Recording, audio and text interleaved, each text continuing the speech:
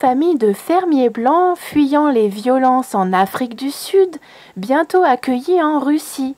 Alors je vous en ai déjà parlé dans une précédente vidéo il n'y a pas longtemps du tout, c'était une autre source. Là il y a beaucoup plus de détails donc je vais vous en parler.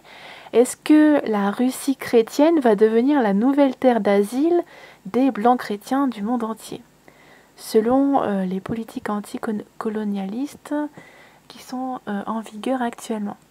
Les premières familles de fermiers blancs vont bientôt arriver en Russie pour s'y installer et ainsi fuir les menaces et violences, il y a même des menaces de mort, auxquelles elles font face en Afrique du Sud.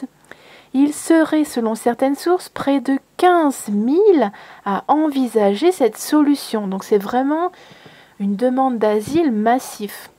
Et ce n'est pas une demande d'asile de n'importe qui, ce sont des personnes qui ont des acquis professionnels et qui vont pouvoir travailler sur la terre d'accueil. La famille Schlebusch, qui habite à Bloemfontein en Afrique du Sud, sera l'une des premières à venir s'installer dans le sud-ouest de la Russie. Comme la plupart des autres Boers, les descendants des colons néerlandais, ils viennent y chercher l'asile politique. Alors le sud-ouest de la Russie, c'est vraiment la partie européenne. C'est, autant que je sache, autour de la mer Noire, donc il y a un climat très accueillant. C'est un petit peu comme le climat méditerranéen qu'on connaît sur la Côte d'Azur en France. Ils expliquent être victimes d'attaques violentes et de menaces de mort dans leur pays natal, où le président Cyril Ramaphosa a ordonné le 20 février dernier, le 20 février 2018, je cite, « l'expropriation de terres sans compensation des fermiers blancs pour accélérer leur redistribution aux Sud-Africains noirs ». Début juillet, le père de famille Adi Schlebusch a visité la région agricole de Stavropol en Russie, donc c'est le sud-ouest, la partie qui est proche de la mer Noire en Europe, pour venir prendre ses marques. Interrogé par Russia Today, il a confié les raisons qui l'ont poussé à prendre la décision d'immigrer. Je cite, « La réalité est que nous craignons pour nos vies, et la réalité c'est qu'un fermier blanc par jour est attaqué en Afrique du Sud », a ainsi déclaré Adi Schlebusch, dont le grand-père a été assassiné dans sa ferme. Je cite, « Le gouvernement est certainement responsable d'avoir créé ce climat d'antagonisme envers les fermiers blancs, a-t-il accusé. Il nous dit encore, « Je sais que la croissance de la production agricole est immense en Russie, alors je pense que c'est le bon moment pour investir dans l'agriculture du pays.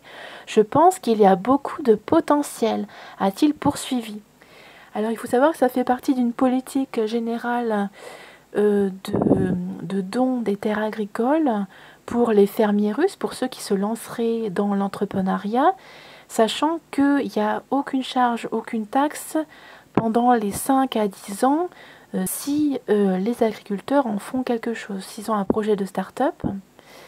Voilà, et ce que je voulais dire également, c'est que la Russie est à nouveau le grenier à blé du monde, puisque en production de blé, la Russie a dépassé les États-Unis et bien d'autres ces dernières années. La région de Stavropol s'apprête à accueillir 50 familles Boers, d'après les chiffres communiqués par le vice-délégué aux droits de l'homme de la région, Vladimir Poluboyarenko.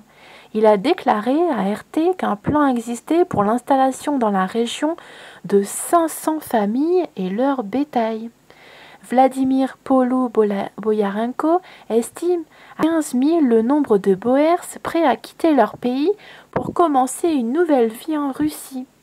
Une délégation russe doit d'ailleurs se rendre en Afrique du Sud pour peaufiner avec la communauté Boers un plan de réinstallation.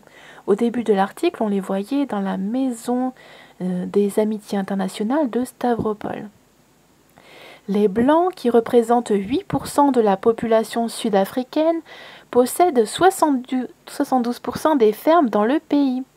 Or, dans un souci de soigner les divisions du passé, le président sud-africain Cyril Ramaphosa a annoncé le 20 février dernier que l'expropriation de terres sans compensation était envisagée pour accélérer leur distribution aux Sud-Africains noirs.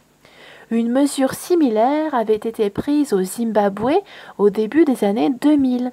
Des milliers de fermiers blancs avaient été expulsés manu militari au profit de noirs, plongeant le pays dans une profonde crise économique.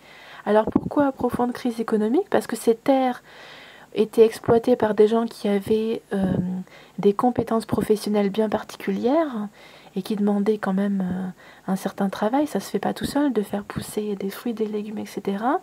Et ça a été donné à des personnes qui n'avaient aucune compétence dans le domaine de l'agroalimentaire. Donc il y a eu même, je crois, des cas de famine dans certaines régions du Rwanda et d'Afrique du Sud ces dernières années. Fin de la dépêche. À plus.